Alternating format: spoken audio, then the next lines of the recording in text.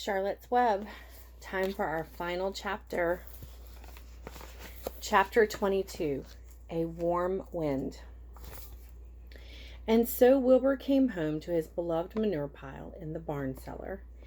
His was a strange homecoming. Around his neck he wore a medal of honor. In his mouth he held a sack of spider eggs.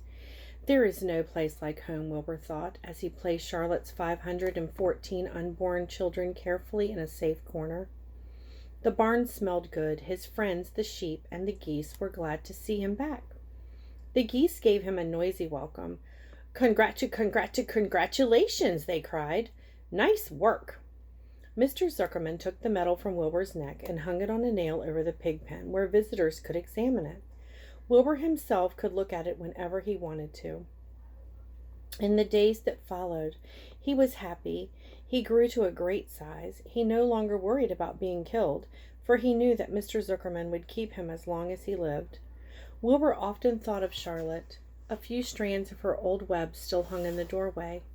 Every day Wilbur would stand and look at the torn, empty web, and a lump would come up in his throat. No one had ever had such a friend, so affectionate, so loyal, and so skillful.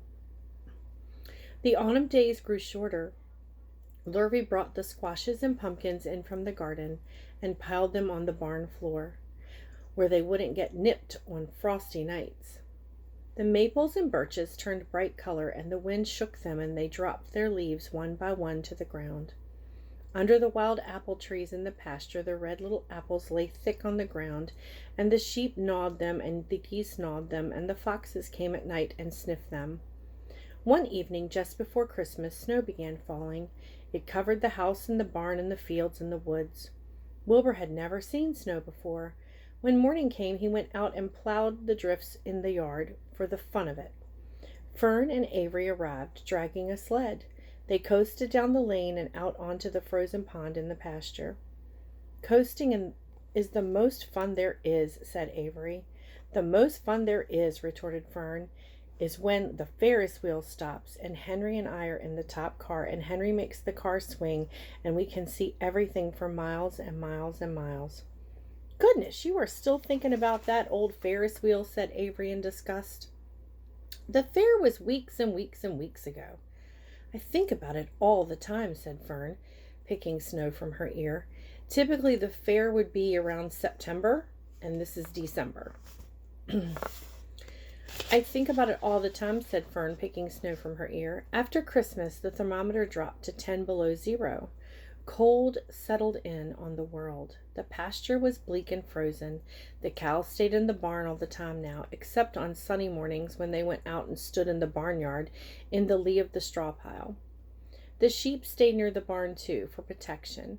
When they were thirsty, they ate snow. The geese hung around the barnyard the way boys hang around a drugstore, and Mr. Zuckerman fed them corn and turnips and kept them cheerful. Many, many, many thanks, they always said when they saw the food coming. Templeton moved indoors when the winter came. His ratty home under the pig trough was too chilly, so he fixed himself a cozy nest in the barn behind the grain bins. He lined it with bits of dirty newspaper and rags, and whenever he found a trinket or a keepsake, he carried it home and stored it in there. He continued to visit Wilbur 3 times a day, exactly at mealtime, and Wilbur kept his promise he had made. Wilbur let the rat eat first. Then when Templeton couldn't hold another mouthful, Wilbur would eat.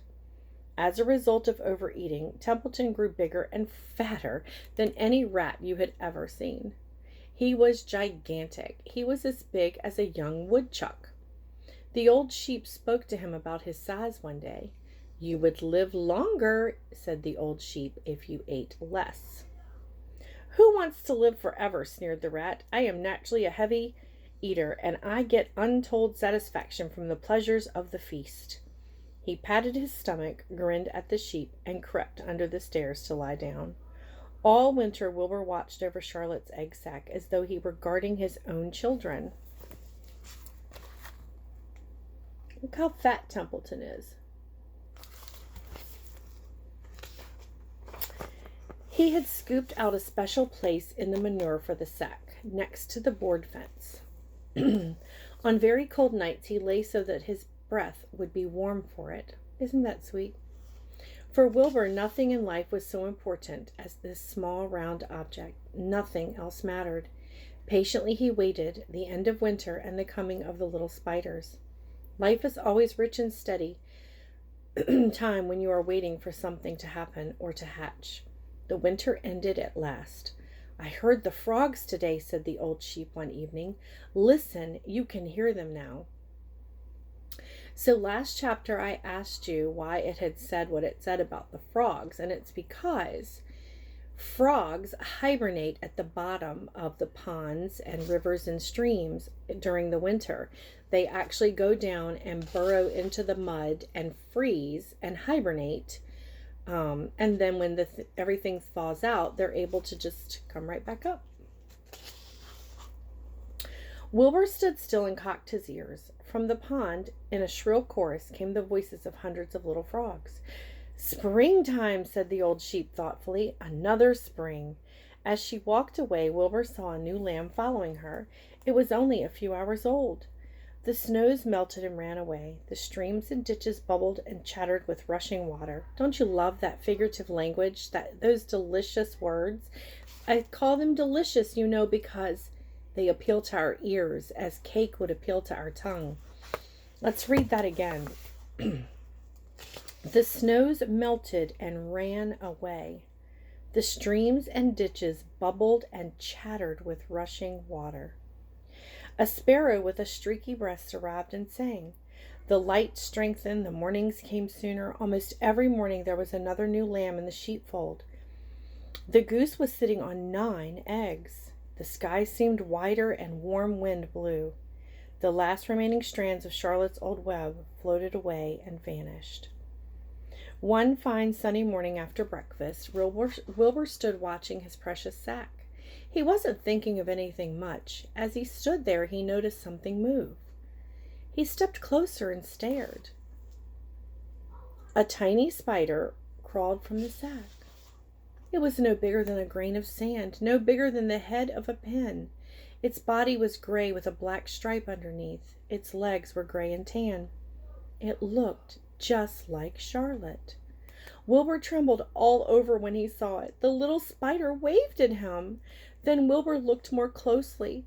2 more little spiders crawled out and waved. They climbed round and round on the sack, exploring their new world. Then 3 more little spiders, then 8, then 10.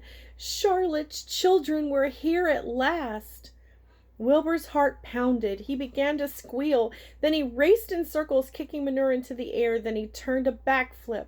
Then he planted his front feet and came up to stop in front of Charlotte's children. "Hello there," he said. The first spider said hello, but its voice was so small Wilbur couldn't hear it. "I am an old friend of your mother's," said Wilbur. "I'm glad you are here. Are you all right? Is everything all right?" The little spiders waved their front legs at him. Wilbur could see by the way they acted that they were glad to see him. "Is there anything I can get you? Is there anything you need?" The young spiders just waved. For several days and several nights they crawled here and there, up and down, around and about, waving at Wilbur, trailing tiny drag lines behind them and exploring their new home.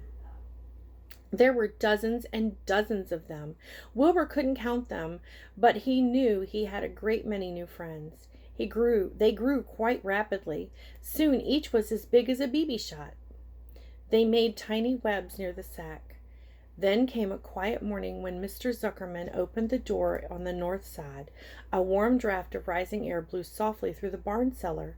The air smelled of damp earth and the spruce woods of the sweet springtime.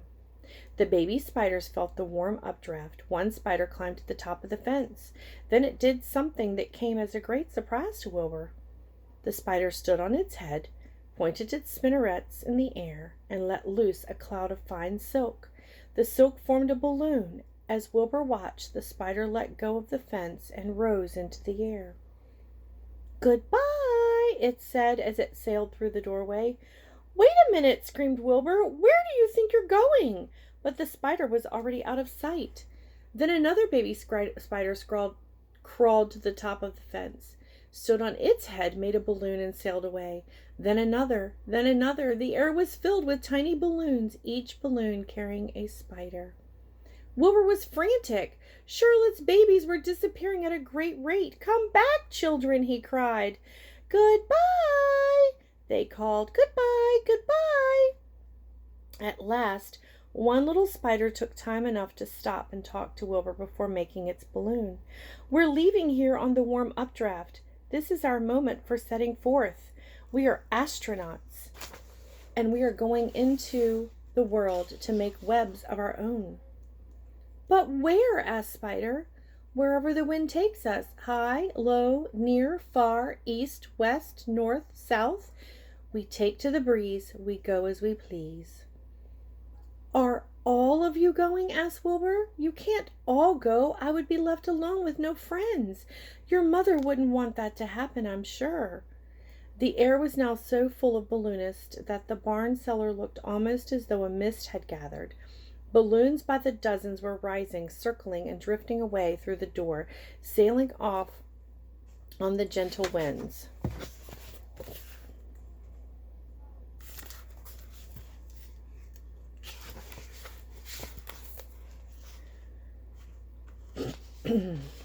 Cries of "goodbye, goodbye, goodbye" came weakly to Wilbur's ears. He couldn't bear to watch any more. In sorrow he sank to the ground and closed his eyes. This seemed like the end of the world, to be deserted by Charlotte's children. Wilbur cried himself to sleep. When he woke, it was late afternoon. He looked at the egg sack. It was empty. He looked into the air. The balloonists were gone. Then he walked drearily to the doorway where Charlotte's web used to be. He was standing there thinking of her when he heard a small voice. "Salutations," it said. "I'm up here." "So am I," said another tiny voice. "So am I," said a third voice. "Three of us are staying. We like this place, and we like you." Wilbur looked up. At the top of the doorway, 3 small webs were being constructed, one on each web. Working busily was another of Charlotte's daughters. "Can I take this to mean," said Wilbur, "that you have definitely decided to live here in the barn cellar, and that I am going to have 3 friends?" "You can indeed," said the spiders. "What are your names, please?" asked Wilbur, trembling with joy.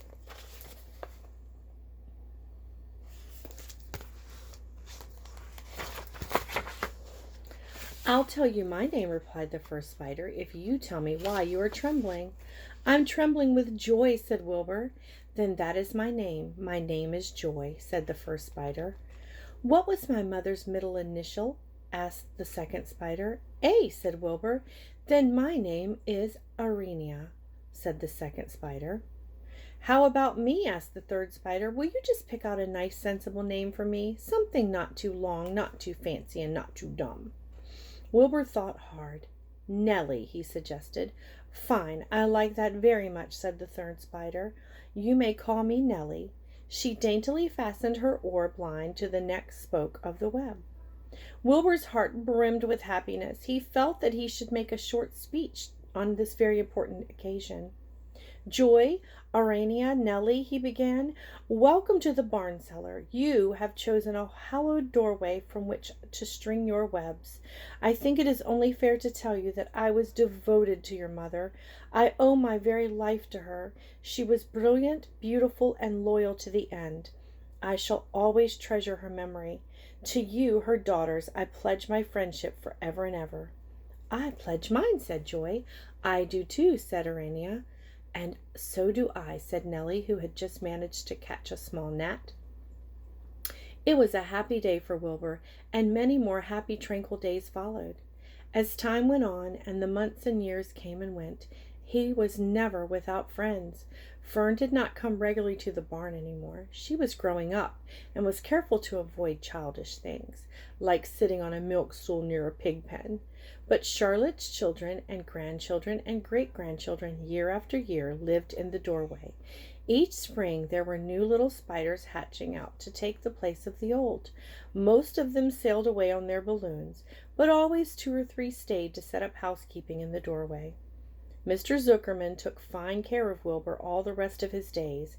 and the pig was often visited by friends and admirers, for nobody ever forgot the year of the triumph and the miracles of the web. Life in the barn was very good night and day. Winter and summer, spring and fall, dull days and bright days, it was the best place to be, thought Wilbur. This warm, delicious cellar, with the garrulous geese, the changing seasons, the heat of the sun, the passage of swallows, the nearness of rats, the sameness of sheep, the love of spiders, the smell of manure, and the glory of everything. Wilbur never forgot Charlotte. Although he loved her children and grandchildren dearly, none of the new spiders ever quite took her place in his heart.